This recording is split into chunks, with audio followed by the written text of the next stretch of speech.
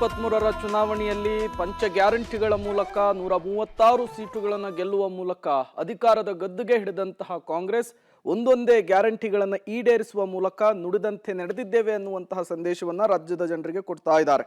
ಗೃಹಲಕ್ಷ್ಮಿ, ಗೃಹಜ್ಯೋತಿ, ನಾರಿ ಶಕ್ತಿ, ಅನ್ನಭಾಗ್ಯದ ನಂತರ ಯುವ ನಿಧಿ ಗ್ಯಾರಂಟಿಯ ಜಾರಿಗೆ ಇವತ್ತು ಮುಹೂರ್ತ ಫಿಕ್ಸ್ ಆಗಿದೆ. ಶಿವಮೊಗ್ಗದಲ್ಲಿ ಸಿಎಂ ಸಿದ್ದರಾಮಯ್ಯ ಚಾಲನೆಯನ್ನು ಕೊಡಲಿದ್ದಾರೆ. ನಗರದ ಫ್ರೀಡಂ ಪಾರ್ಕ್ ಆವರಣದಲ್ಲಿ ಬೃಹತ್ ವೇದಿಕೆ ಸಿದ್ಧಗೊಂಡಿದೆ. ಕಾರ್ಯಕ್ರಮದಲ್ಲಿ ಡಿಸಿಎಂ ಡಿಕೆ ಶಿವಕುಮಾರ್, ಶಿಕ್ಷಣ ಸಚಿವ ಮಧು ಬಂಗಾರಪ್ಪ, ವೈದ್ಯಕೀಯ ಶಿಕ್ಷಣ ಸಚಿವ ಶರಣಪ್ರಕಾಶ್ ಪಾಟೀಲ್ ಸೇರಿದಂತೆ ಹಲವರು ಭಾಗಿಯಾಗಲಿದ್ದಾರೆ. ಸುಮಾರು 1 ಲಕ್ಷ ಜನರು ಸೇರುವಂತಹ ನಿರೀಕ್ಷೆ ಇದೆ. ಯುವ ನಿಧಿ ಯೋಜನೆಯಡಿ ಈಗಾಗಲೇ 70,000 ಮಂದಿ ನೋಂದಣಿಯನ್ನು ಮಾಡಿಸಿಕೊಂಡಿದ್ದು ಅರ್ಹ ಫಲಾನುಭವಿಗಳ ಖಾತೆಗೆ ಇವತ್ತು ಹಣ ಜಮೆ ಆಗುತ್ತೆ.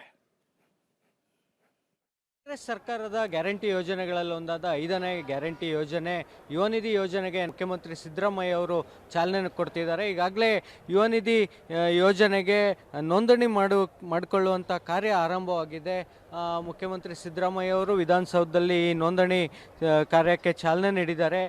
ಹೀಗಾಗಿ ಆ ನೋಂದಣಿ ಮಾಡಿಕೊಂಡಂಥ ಯುವಕರಿಗೆ ಅಂದರೆ ವಿದ್ಯಾರ್ಥಿಗಳೇನಿದ್ದಾರೆ, ಡಿಪ್ಲೊಮಾ ಮತ್ತು ಪದವಿ ವಿದ್ಯಾರ್ಥಿಗಳಿಗೆ ಅವರ ಖಾತೆಗೆ ಹಣ ಹಾಕುವಂಥ ಕೆಲಸ ನಡೀತಾ ಇದೆ. ಇದಕ್ಕೆ ಶಿವಮೊಗ್ಗದಲ್ಲಿ ಸಿದ್ಧತೆ ನಡೀತಾ ಇದೆ. ಶಿವಮೊಗ್ಗದಲ್ಲಿ ಈ ಒಂದು ಯುವ ನಿಧಿ ಕಾರ್ಯಕ್ರಮ ಆಯೋಜನೆಗೊಂಡಿದೆ.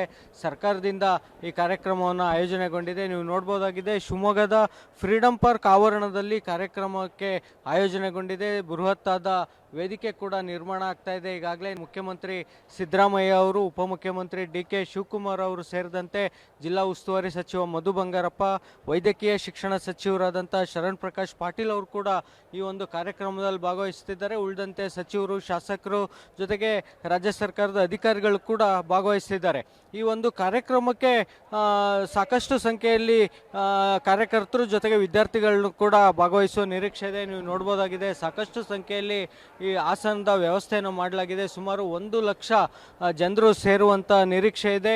ಶಿವಮೊಗ್ಗ ಸೇರಿದಂತೆ ಸುತ್ತಮುತ್ತಲಿನ ಜಿಲ್ಲೆಗಳಾದ ಚಿಕ್ಕಮಗಳೂರು, ಚಿತ್ರದುರ್ಗ, ದಾವಣಗೆರೆ ಜೊತೆಗೆ ಹಾವೇರಿ ಮತ್ತು ಕಾರವಾರದಿಂದನೂ ಕೂಡ ಈ ಒಂದು ವಿದ್ಯಾರ್ಥಿಗಳು ಭಾಗವಹಿಸುವ ನಿರೀಕ್ಷೆ ಇದೆ.